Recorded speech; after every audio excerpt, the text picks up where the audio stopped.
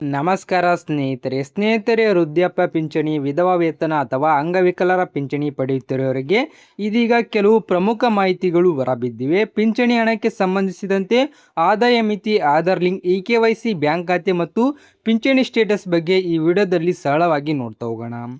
ಮೊದಲನೇದಾಗಿ ಸಾಮಾಜಿಕ ಭದ್ರತಾ ಪಿಂಚಣಿ ಪಡೆಯುವವರಿಗೆ ಕುಟುಂಬದ ಆದಾಯ ಮಿತಿ ಮತ್ತು ಅರ್ಹತೆ ಬಹಳ ಮುಖ್ಯ. ನಿಮ್ಮ ಆದಾಯ ಮತ್ತು ದಾಖಲೆಗಳು ಸರ್ಕಾರದ ನಿಯಮಗಳಿಗೆ ಅನುಗುಣವಾಗಿವೆ ಎಂಬುದನ್ನು ಒಮ್ಮೆ ಪರಿಶೀಲಿಸಿಕೊಳ್ಳಿ.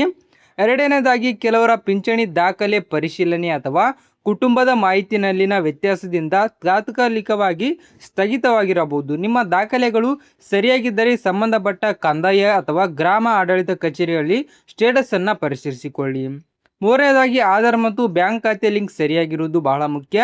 DBT ಮೂಲಕ ಹಣ ಜಮಾ ಆಗುತ್ತಿರುವುದರಿಂದ ನಿಮ್ಮ ಬ್ಯಾಂಕ್ ಖಾತೆಯಲ್ಲಿ ಆಧಾರ್ ಸೀಡಿಂಗ್ ಮತ್ತು ಅಗತ್ಯವಿರುವ ಬ್ಯಾಂಕಿಂಗ್ ವಿವರಗಳು ಸರಿಯಾಗಿವೆ ಎಂದು ಖಚಿತಪಡಿಸಿಕೊಳ್ಳಿ.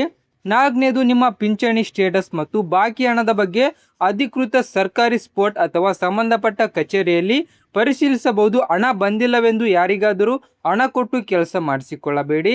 ಐದನೇದಾಗಿ ಹೊಸದಾಗಿ ಪಿಂಚಣಿಗೆ ಅರ್ಜಿ ಸಲ್ಲಿಸಲು ಅರ್ಹರಾಗಿರೋರು ಅಗತ್ಯ ದಾಖಲೆಗಳಾದ ಆಧಾರ್ ಕಾರ್ಡ್, ಬ್ಯಾಂಕ್ ಪಾಸ್ಬುಕ್, ಆದಾಯ ಪ್ರಮಾಣಪತ್ರ ಮತ್ತು ಅಗತ್ಯವಿದ್ದಲ್ಲಿ ಪಡಿತರ ಚೀಟಿಗಳನ್ನು ಸಿದ್ಧವಾಗಿಟ್ಟುಕೊಳ್ಳಿ.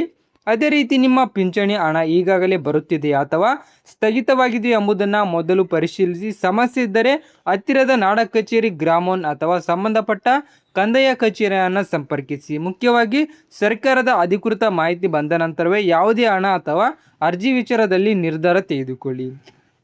ಈ ಮಾಹಿತಿ ಉಪಯುಕ್ತವಾಗಿದ್ದರೆ ಪಿಂಚಣಿ ಪಡೆಯುತ್ತಿರುವ ನಿಮ್ಮ ಕುಟುಂಬದವರು ಮತ್ತು ಸ್ನೇಹಿತರಿಗೂ ವಿಡಿಯೋವನ್ನು ಶೇರ್ ಮಾಡಿ.